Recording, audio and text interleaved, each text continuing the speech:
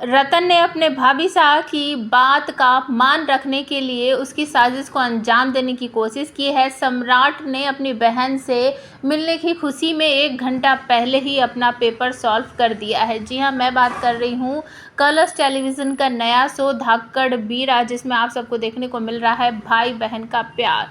तो जैसे कि मैंने आपको लास्ट एपिसोड में बताया था कि भंवरी अपनी नाजायज़ पोती को जान से मारने की साजिश रच रही है और इसीलिए वो सम्राट को स्कूल लेकर जाती है, जहाँ पर सम्राट जो है वो अपने पेपर देने में जुटा हुआ है और टीचर्स ये बताती हैं कि बस अब 1 ही घंटा बाकी है, जल्दी जल्दी से अपना पेपर कर लो। दूसरी तरफ घर में दिखाया जाता है कि जो दाई माँ आई थी, जब वो सम्राट जा रहा था तो उसने आशीर्वाद दिया, तो दाई माँ ने कहा था खुश रहो, तो सम्राट ने कहा था कि ये तो आपके ऊपर ही है, अगर आप मेरी बहन का ठीक से ध्यान रखोगे तो मैं खुश रहूँगा।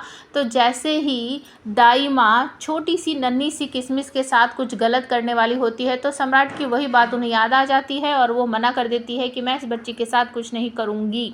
और रतन जो है उसे धक्का मार कर कहता है कि चल हट यहाँ से, शायद तू भूल गई है कि तेरे घर में खाना तभी बनता है जब इस हवेली से वहाँ पर अनाज जाता है।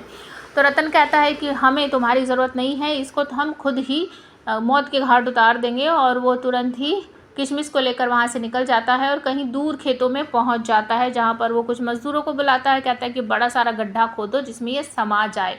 और दूसरी तरफ सम्राट ने अपना जो पेपर है सॉल्व कर दिया है और बाहर आ जाता है। उसकी दादी अपने देवर रतन के पास फ़ोन करके पूछती है, क्या जो काम मैंने दिया था वो तूने पूरा कर दिया क्या? तो पीछे से आकर सम्राट सुन लेता है, कहता है कि कौन सा काम दादी? तो दादी चौंक जाती है और कहती कुछ नहीं छोरा, चल घर चलते हैं। तो सम्राट कहता है कि हाँ जल्दी चलो, लेकिन दादी कहती कि अभी तो 1 घंटा बाकी है तेरे पेपर ख़त्म होने में। वो कहता है कि मैंने अपना सारा पेपर कर दिया, 1 घंटा पहले ही कर दिया। तो ज़बरदस्ती करके दादी का हाथ पकड़ के कहता है जल्दी चलो घर, मुझे किशमिश से मिलना है। और तुरंत ही वो पहुँच जाता घर। सारे घर में अपनी बहन को ढूंढ लेता है, उसे कहीं भी नहीं मिलती है। तो जो चंपा दादी है वो बताती है कि तेरी बहन यहाँ नहीं है, वो तो मर गई है, उसे ले गए हैं तेरे रत्न दादा, इस तरीके से वो बोलती है। तो वो भागकर घर से बाहर निकल जाता है और दादी मना करती रहती है भंवरी कि नहीं बाहर मत जा, मैं ढूंढ के लाती हूँ तेरे बहन को, लेकिन वो मानता नहीं, कहता नहीं मैं खुद जाऊँगा अपनी बहन को ढूंढने। तो वो खेतों की तरफ भाग लेता है। तब तक रतन को जो काम दिया गया था वो उसने कर दिया है, गड्ढा खोदकर उसमें जो करना था उसने वो कर दिया है। और उसके बाद तुरंत ही वहाँ पर जब सम्राट पहुँच जाता है, पूछता है कि कहाँ है किशमिश, कहाँ है किशमिश? तो कह देता है रतन की वो मर गई थी, हमने उसे दबा दिया है।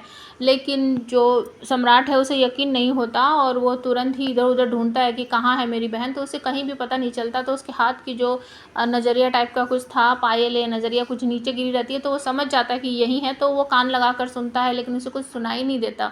तो वो अपने हाथों से ही मिट्टी वगैरह खोदता है। उसके बाद कोई टूल पड़ा रहता है पास में, उसे उठाकर वो मिट्टी खोदता है और अपनी बहन को बाहर निकाल लेता है और कहता है कि मेरी किशमिश को क्या हुआ, मेरी बहन को क्या हुआ? तो रत्न और बाकी सारे लोग कहते हैं कि ये मर गई है और लाश को इस तरीके से हाथ में लेकर नहीं रखते, इसको दबा देना है, क्रियाक्रम करना है।